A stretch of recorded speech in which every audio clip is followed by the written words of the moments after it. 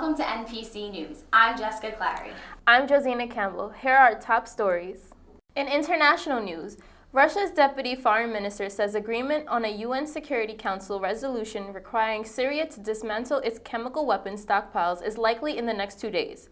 Gennady Galadov told the Associated Press that the text of the resolution will include a reference to Chapter 7 of the UN Charter, which includes military and non-military actions to promote peace and security. Iran's new president says his country is ready to negotiate over its disputed nuclear activities and has nothing to hide. President Hassan Rouhani spoke Wednesday to editors in New York, a day before Iran and 6 world powers are to discuss the nuclear program at a meeting and the sidelines of the United Nations General Assembly. But Rouhani said Iran must be careful in starting a new relationship with the U.S. after 3 decades of frozen ties. Now we go to Jessica with national news. In national news this week, Connecticut's Freedom of Information Commission has ordered the release of the 911 tapes from last year's shooting at Sandy Hook Elementary School. The commission ruled Wednesday in favor of an appeal by the Associated Press for access to the records withheld by investigators. Prosecutors have argued that releasing the recordings could harm the investigation to the December 14th massacre. The commissioner's ruling can be appealed in the Connecticut's courts.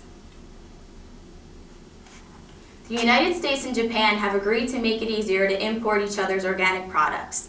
The Agriculture Department is planning to announce Thursday that organic products certified in Japan or in the United States may be sold as organic in either country. The agreement will allow producers to sell their products in both countries without going through the lengthy process of getting certified twice. Now for this week's entertainment news. Thanks, Jess. This week in entertainment news, CBS says Breaking Bad star Bryan Cranston is coming back to How I Met Your Mother.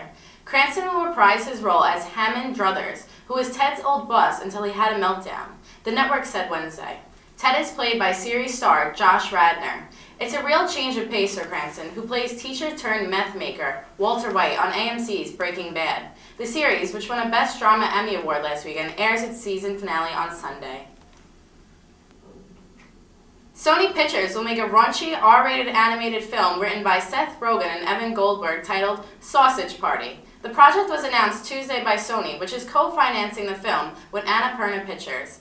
Writing partners Rogen and Goldberg penned the script along with Kyle Hunter and Ariel Schaffer.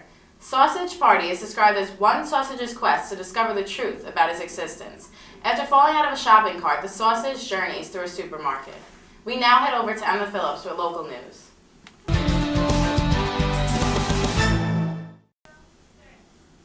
This week in New Paltz, Governor Andrew Cuomo came to SUNY New Paltz on Tuesday to promote the $30 million New York Rising Community Reconstruction Program.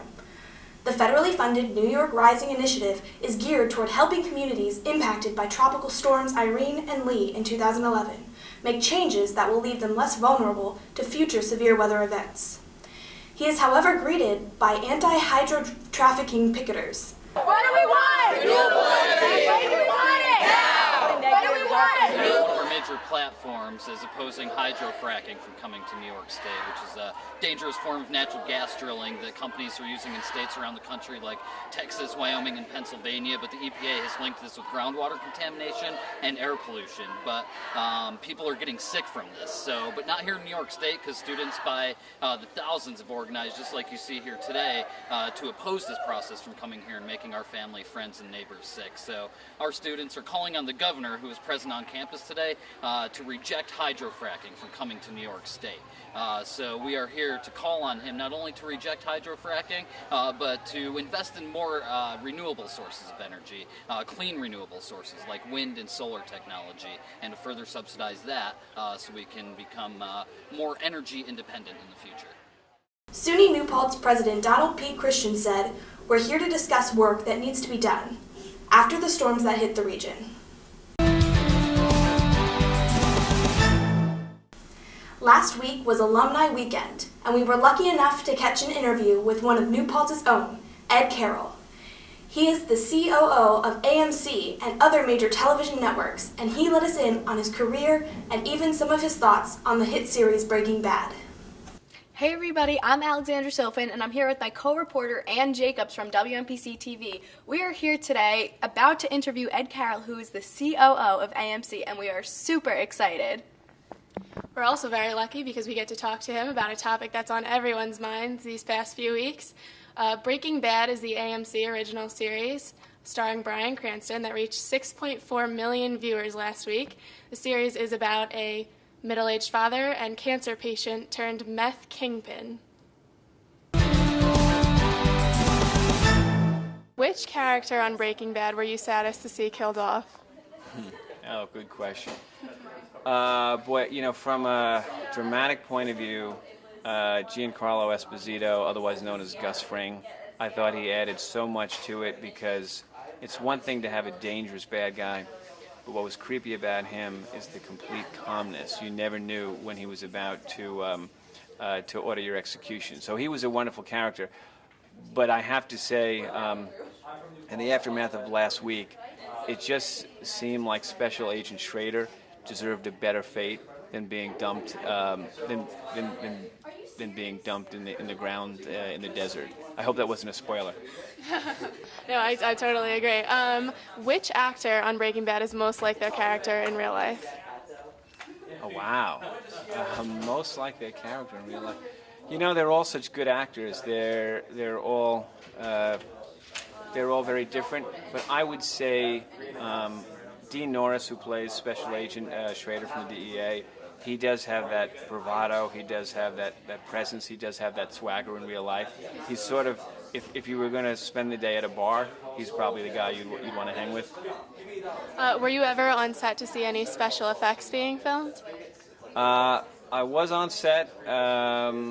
Special effects, not so much, but some amazing scenes. And Bryan Cranston is a chameleon, and it is just incredible that you can be sitting talking the way we are right now, and then they say roll him, and he completely inhabits that character. You never got tired of watching him do that. All right, and I know there have been some rumors, but can you tell us anything about the potential Saul Goodman spinoff? Sure. So Sony is a studio that makes Breaking Bad, and Sony is the studio that will make Better Call Saul, and it will premiere on AMC, and it will take place before the action that we know, the Walter White story, it will take place before that, and we will see Saul as a younger attorney, and we will see him move from the east to the west and settle in Albuquerque. And the end of the plan is that the end of Better Call Saul will be the day that Walt White walks into his office. All right. And finally, I know you can't give us any spoilers, but if you give us 3 words to describe the last 2 episodes of Breaking Bad, what would they be? Be very afraid. All right, thank you so much. I'm looking very forward to Sunday. If you could star on any of the series, on any of your networks, which one would it be? If I could star? Yeah. Oh, Walking Dead, because I could be in zombie makeup and not make a complete fool of myself that way. No one would recognize me. Great answer. And can you name one of the series on also any of your networks that you believe has impacted pop culture? You know, I think Mad Men has, from a fashion point of view, I remember a year or 2 after it launched walking through Bloomingdale's and other sort of retail stores and seeing the narrow lapels and the skinny ties and saying, wow, this has really had a disproportionate. On the other hand, Breaking Bad seems to be pervasive in the culture, and I notice men calling other men bitch, which I think probably Breaking Bad gets the credit or blame for. Excellent. And how do you believe that AMC, American Movie Channel, transitioned from a movie channel to a channel that now owns many original series? Yeah, we thought a lot about it, and we thought as we moved to a video-on-demand kind of Netflix world, it would be dangerous for AMC only to be serving up movies because people can find them in other places. So we needed something to call our own. So we started reading a lot of scripts, and we landed on Mad Men, not because we thought it would be the highest rated show on television, but because we thought it would be distinctive and feel special and feel like something no one else was doing. Great, well thank you so much. It was a pleasure having you today at New Paltz. It was very exciting, so thank you. Thank you. This weekend being Alumni Weekend, the NPC-TV cast got to sit down with the station's members from 1992 to share experience and insight. Let's take a look. Hi, I'm Wendy, I'm Sean. and we're alumni of NPC, and we want you to know, Turn us on. Channel 3, 6, and 8. I had a lot of fun here.